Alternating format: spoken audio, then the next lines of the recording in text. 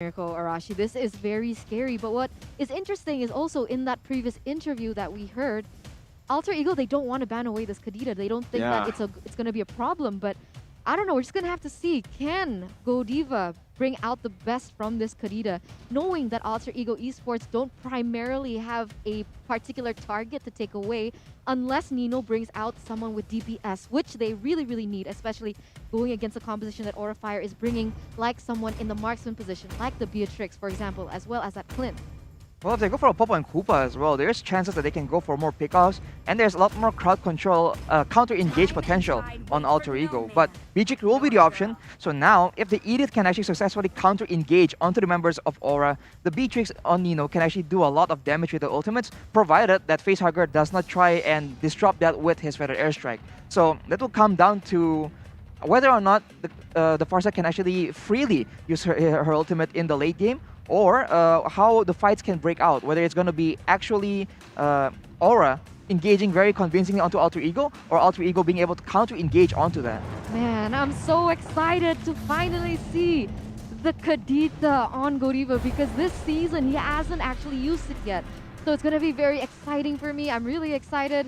How are you guys feeling right now about these two compositions? It's a crazy composition. It's a crazy thing that we're seeing Aura Fire get all their comfort picks. This is very risky for the side of Alter Ego, but it is a best of 3. So maybe it's a mental game, right? For Alter Ego. They want to try to crush Aura's mental here in the first game, but it's all going to come down to how they execute these game plans, these drafts. Welcome, ladies and gentlemen, to the first match of week 3 in the Land of Dawn. Aura Fire with their comfort picks going up against Alter Ego.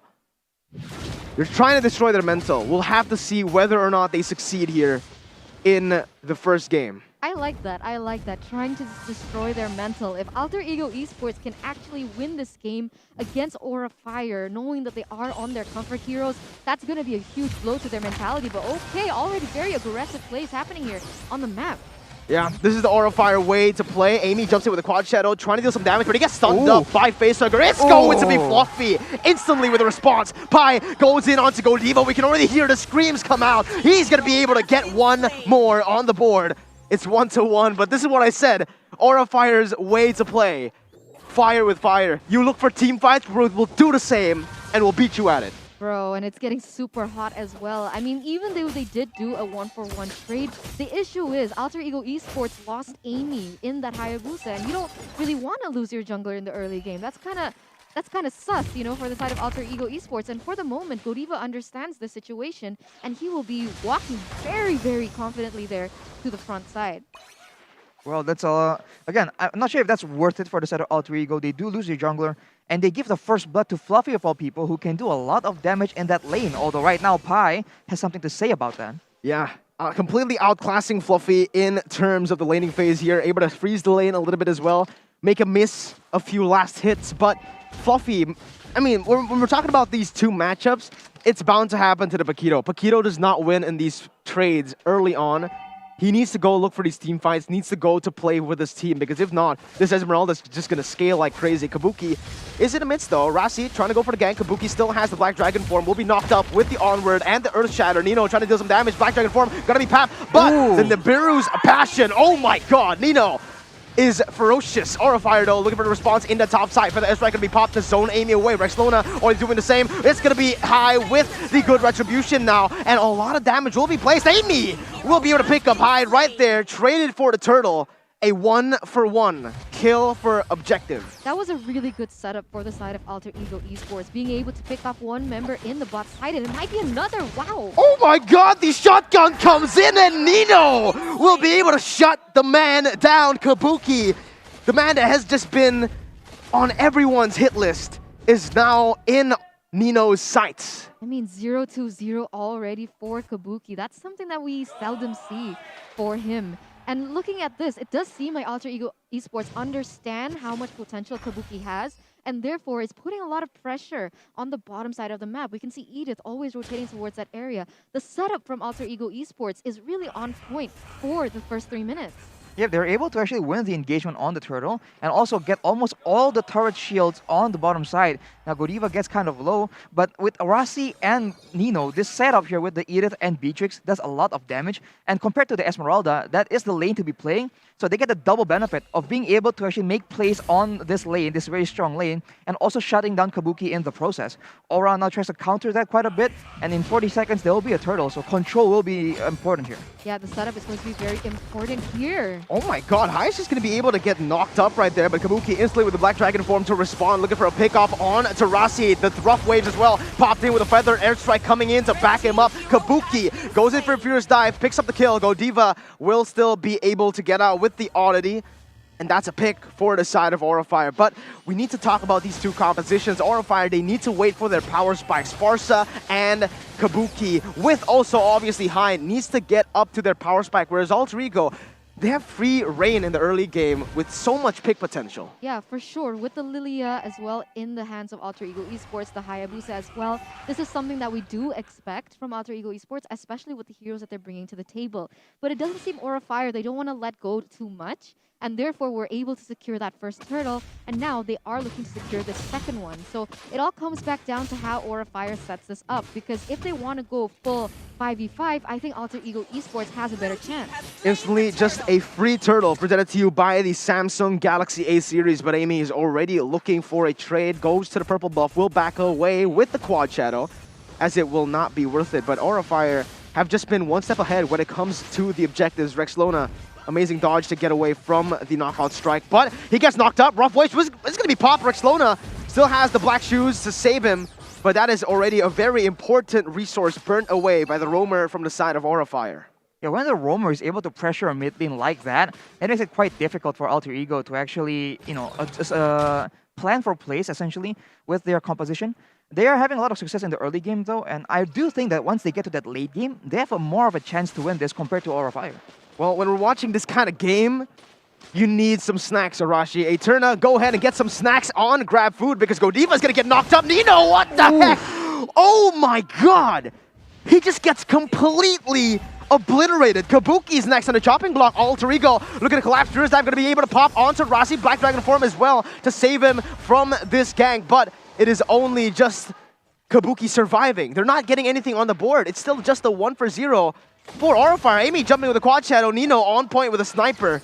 Almost picks off Kabuki. Yeah, they might be actually going for this, but it does seem like Alterego Esports, they are focusing more on objectives, I guess. That's what they're trying to say. But now with Godiva there. Oh my god! Amy will be able to pick up the kill though. Fluffy instantly with the response. Amy's still able to dodge, but the flicker comes in from Fluffy and he knocks him down, but it is going to be him traded back high on the top side. Gets the better of the trade. Is level 10, by the way. He's 0, 1, and 2 compared to Amy, but oh my god, they're just fights all across the board, and Alterego have been able to get the lead, but is it enough? When we're talking about Aurafire's composition, remember, the power spikes are about to hit. Hai is level 10. Yeah, 100%. That's exactly what we've been talking about over and over. And how did this happen? He is farming very, very efficiently. And it's right on point as well, as now they're going to take this next turtle. And this is going to be a big one. It's going to give a lot of pressure for whoever gets it. Yeah, rough waves and the knockup already used onto Pi, but it's just way too tanky. That's going to be a free turtle to the hands of Alterego. And that is the first turtle that Alterego proactively approached here. And so it kind of, I think, shows a bit of a swing in the momentum right now. Fluffy tries his best to actually do something, but for the most part, Alterego is just content waiting for the right moment. And if they can let Rasi engage yet again, it's really playing out really well for them as far as the early game is concerned. Yeah, I mean, when we're talking about Rasi, I don't particularly... Oh, but wait a minute, what's going on? Yeah, Facehugger is going to get jumped on by the Shadow Kill with the Quad Shadow as well. Shurikens will be able to hit, and that's going to be Hai connected onto by Nino, and he's looking for more. The double kill already right now as they look to completely dismantle Aurafire. Pi waiting in the bush, looking for a gank, but it is actually Kabuki now in the flanks. Will he choose to go for something? It seems like it won't be what they expected. Aurafire not looking for any more fights. A 2-0 trade. And right now, you do see Nino being 5 kills, 0 deaths, 1 assist. So he has a lot of momentum going into this late game, into this mid game, right? Covering and then moving towards that late game. And as far as the game, when the later it goes, the more that range on that Beatrix will be detrimental to actually Aura Fire, because if they can't jump on him, he needs to be the main focus. If he can be left alone, Nino is going to do a lot of damage from the back line. I totally agree with you. And there was a fun fact there by Grab that said that the 9 times that Facehugger has played, he's only actually played 3 heroes. That Parsa, the Eve, as well as that Lilia. So these are his heroes. So we mentioned earlier before that it's going to be very important to try to take these heroes away from him, knowing that he has such an impact. And we can always look at the items as well here. Yep, and now looking at the items, right? Kabuki really is struggling with the War Eggs completed, going full physical defense just to make sure that he can actually withstand a bit more damage, especially once the big team fights roll out. Facehugger already has a Lightning Truncheon though, so now that is a big threat towards the side of Nino, right? If he can actually use the Feather Airstrike and zone away Nino from the fights, actually that would limit the damage output from Nino, despite being 5-0-1. 1.1k right now, the gold lead for Alterego as it stands, but it all comes from kills. Turrets not yet taken high, already first on towards the Lord. Remember, High has hit his power spike. Level 12 already going to be able to jump all the way to the backside with a Feather Airstrike as well. Connecting Rexlona! Doesn't get the chance to pop the black shoes. Amy is trying to go for the steal. He gets it, but at what cost? He's going to get taken down. The backside completely gets obliterated. Kabuki with the double, and Alterego have just lost a team fight. A 4-0. Even though they get the Lord, Aura Fire will be the ones to capitalize on this moment. Yes, capitalize on this moment, and you can feel the momentum instantly shift into the hands of Aura Fire. Kabuki being the monster in the backside, and all the other members in the front side. The damage output coming in from High as well was insane. And Alterego Esports, this is something that they really need to take note of. I mean, look at that. Oh my god, the damage! What is that damage by Guy Pai though? He jumps on the floor, he's going to be able to bait the fight again, but in the end, it's Facehugger actually picking up the kill. How did he get that kill? In the midst of it all, he was the one being targeted. Oof. Well, Rexona again getting picked off, and I'm not sure if he even got to use the black shoes there. In that previous Lord fight, it was just so unfortunate that without the black shoes being used, they just lose out on the DPS potential from Rexona. And Nino, despite being having so much damage, so much gold, right, can't have a chance to actually output the damage because he gets quote-unquote countered by Kabuki on that Yuzong, able to actually zone him out and even take him out of the fight in that previous engagement. And I think that's what's important. Alterego needs to know that they need to save crowd control here because Nino needs to be protected. Uh-oh, something might be brewing here once again, but I guess not just yet. The thing is, it was the black shoes for the side of Rexlona. Unfortunately, it got popped off too late, and the next time that they went into a team fight, she just got caught in the Feather Airstrike and therefore was unable to escape. And I think that's the main issue for the Lilia. The inability for her to actually match the range coming in from the Feather Airstrike, coming in from Facehugger, but look at that! Fluffy jumps in very aggressively. Aura Fire still looking for the siege, but it is just going to be cancelled away. Amy looking for the split push up top. Will be able to push the minions into that turret, but nothing more from both of the teams. Conceal has been popped. Alterego looking for the pick, but will not find anyone in their sights. It is still 8-8, but Aura Fire still with the 500 gold lead, 1,000 now. Wow. Wow, look at that player's gold, guys, by Living by Mandiri. High is still #1. So even though Aura Fire was sort of behind in the earlier stages of the game, we can see that High can still and is managing to secure his gold very efficiently. Yep. And then with that one play, Aura Fire was able to actually secure multiple turrets, and now they have a lot of more control over the map. And if they can trap the members of Alterego mid-rotation, this might be quite dangerous for Alterego. They might start losing control in their own jungle, and that will slow down again the farming speed for the main carries of Alterego, and push Aura into a level advantage as well. This is what makes High so strong on Aulus. He prefers to go for the objectives, and instantly Rasi gets caught in a choke point. It's going to be Kabuki jumping with the Black Dragon form, able to zone 3 members away, and that's not going to be anything done by the side of Alterego. Pai jumps in, but is instantly knocked up and bursted down. Fluffy will be able to go for the knockout strike to zone the others as well. The screams, the yells from the Aura members as this dragon has started roaring. Aura Fire being crazy loud, and we can hear Alterego Esports go dead silent. I mean, right now, it's going to be very difficult for Alterego Esports to actually take anything because of the power spikes that we were mentioning. But what? Godiva gets picked off. A solo kill, and instantly it's a drive-through, man. It's a drive-by right there. You see what they what he did? How did he even get the pick off onto Godiva? It should be, it should be reversed. Yeah. Right, it should really be the other way around, but Nino somehow finds an opportunity for his team. And this is why Nino has been spoken about, right, as one of the main threats for the side of Aura Fire. Right now, with a man advantage, they are going to pressure for the Lord. This is the right call, but there is still a lot of danger from the side of Aura Fire. Oh. Yeah, let's see what happens here. Kabuki trying to zone away the members. Reason and Fluffy jumping into the backside. Amy gets caught, and look at Kabuki. He jumps in onto Nino. He gets the kill, and the Lord will be taken away by Aura Fire. A 4,000 gold lead, a 3-4-0, and an enhanced Lord in their side.